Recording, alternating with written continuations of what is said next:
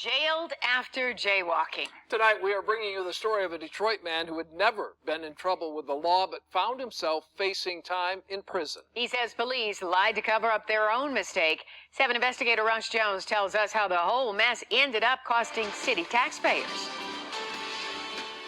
This was a time where, Eric Gardner just happened. Sandra Bland just took place. I was scared I was going to get another face on the shirt. Steele Hughes never had trouble with police until a night 2 years ago, when he was leaving dinner in Greektown with his fiancée. I was crossing here. We were getting ready to walk over to this parking structure right here. Hughes did what our cameras saw lots of people do in Greektown. He jaywalked, cutting across Monroe Street when he said traffic was clear. Cops in Detroit seldom give out tickets for jaywalking, but Hughes was about to get one. An officer made a call, get out of the street. It was a mistake. I shouldn't have jaywalked. I could acknowledge that. He finished crossing the street, but said the officers weren't finished with him. Next thing I know, was a hand grabs my shoulder, and then my wrist, then I'm thrown to the ground. Surveillance video captured the melee, which escalated quickly. Passers-by pulled out their cell phones, recording Hughes on his back. In front of his fiancée, officers cuffed him, then put him in the squad car and brought him to jail. The charges, disorderly conduct and obstructing police.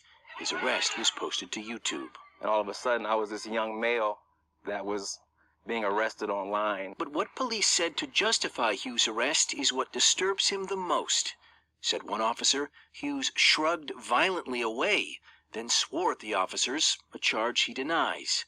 Another said he took an aggressive posture, that he was blading his body, leading the officer to grab his left hand before he could launch an attack. I would have no reason to attack 3 armed officers in downtown Detroit after a date night. Were you armed with anything? Not at all. I had a carry-out. I had some crawfish and rice. And as for how Hughes ended up on his back, that wasn't the officer's fault, they said. Hughes lost his balance and fell to the ground. It has all the appearance of a takedown. We showed the video to Reginald Crawford, a retired Detroit police officer who spent years on the city's Board of Police Commissioners. What officers said and what the video showed, he said doesn't match. Does it look like he's about to launch an attack? No, he doesn't. It doesn't. It doesn't have the appearance of that. They began to manufacture their statements in order to justify and support their actions. Herbert Sanders is Hughes' attorney. It's scary to think what might have happened if there wasn't video. This could have escalated and he could be dead. After the arrest, Hughes sat in a Detroit jail, and not just for a few hours. I was given an orange jumpsuit, had a mugshot taken, and I was put in a cell with felons. I sat there, slept there, and used the bathroom there for 3 days. After 72 hours behind bars, he was released, only to learn he'd been suspended from his job for 2 weeks, pending his criminal case. It wasn't long after that the Wayne County prosecutor decided there wasn't one. Ken Worthy turned down their warrant. I was not charged with anything.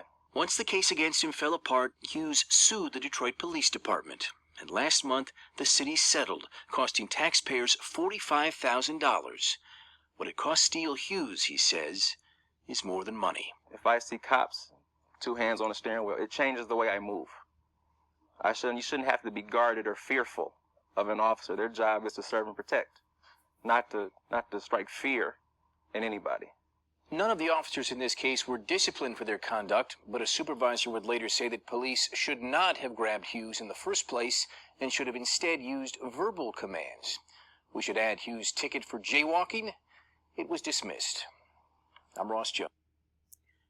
Shout out to Bill Dixon for tagging me in this post. And let me just tell you, this entire story is ridiculous. I mean, it comes from a long line of stories that black people have had to deal with when it comes with the petty interactions with police officers. Like this guy, like they said at the end of the clip, if they wanted to get him for jaywalking, that's not a jail charge. Just give him a ticket, and that's a little minor infraction and be on their way. You have criminals doing other crazier things around the city or wherever they are at, and they don't even deal with them like that. But it's no surprise that they did it. They saw this black man who just in their eyes quote unquote fit the description. FTP. That's the code word when it comes to us. Fit the description. They love to use that terminology when it comes to us. And then they put him in jail for 3 days, 72 hours, and charged him with absolutely nothing. He did not get charged with anything. Like when it was all said and done, they got him on, like, what was it? Did they even get him on a jaywalking charge, which is what they tried to get him on? They said that it cost the taxpayers $45,000 because because he had a civil suit taken out against them, and that's how much they settled for. So initially, it didn't come out the department's pockets; it came out of the taxpayers' pockets. But in $45,000, in my opinion, is not even near what, for that, because that's pain and humiliation, and he was suspended from his job for 2 weeks, which means for 2 whole weeks he could not support himself or his fiance.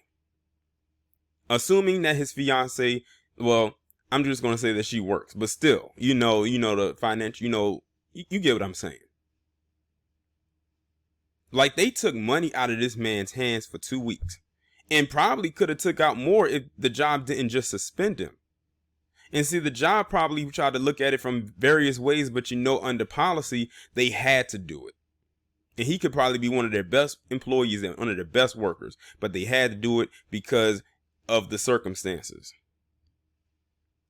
And he said this was like on the cusp, when he kept thinking about the Sandra Bland thing and Eric Garner and everything like that. And this happened 2 years ago, y'all. This did not just recently happen. This happened in 2017. And they're just now settling for $45,000. That's why this story pretty much is now pretty much out in the open, because of that settlement. They said nothing happened to the cops. No surprise there. All they got was a stern talking to by by their supervisor, and that's it. Which means they are liable to do this again, and probably have done it. Who knows? But all over jaywalking. It's ridiculous. It doesn't surprise me, but at the same time, it's ridiculous too. And like I said, they didn't charge him with anything. They just held him there just because. They couldn't even get him a jaywalking infraction after the fact. When they couldn't charge him with the jaywalking, they didn't even give him the jaywalking infraction. So he basically spent 3 days in jail just because they messed up. That's another thing. They don't know how to take accountability for when they're wrong, and they are wrong in a lot of instances.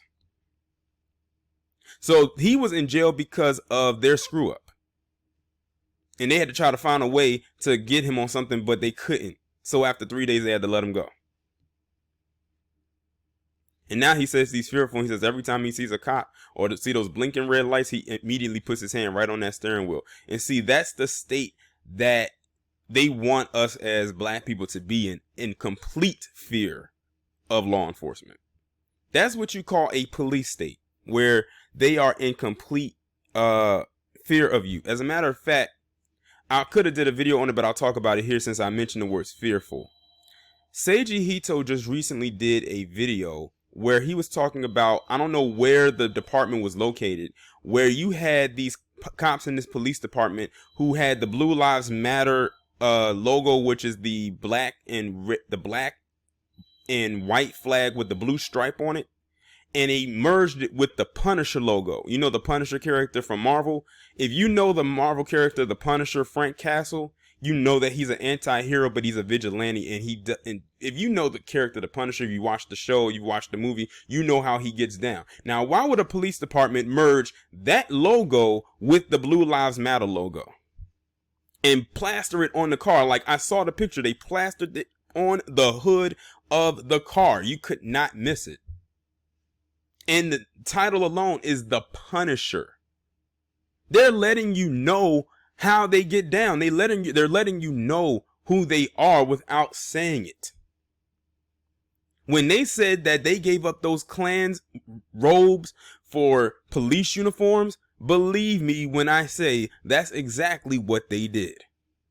Those are nothing but Klansmen and Klanswomen in uniform, in costume, as the Jedi would say. They're wearing a goddamn costume, because hardly any of them are qualified to actually be in the position that they are in. All they do is incite fear, like they did with this man right here. You know what's so crazy? When you had kids when they were younger and they would always say what they want to be when they grow up. You had some black kids would say they wanted to be a police officer. You heard that a lot. Notice I bet you their mindset about that has completely changed in the last few years because of everything that has been going on. That's why I wish that we were able to police our own neighborhoods, but we would have to put qualifying officers in those positions because not all of them are wrapped too tight. A lot of them love to do the bidding of massa. Too many, in my opinion. But y'all let me know what you think about this down in the comments. Like, share, subscribe. I will talk to you in the next one.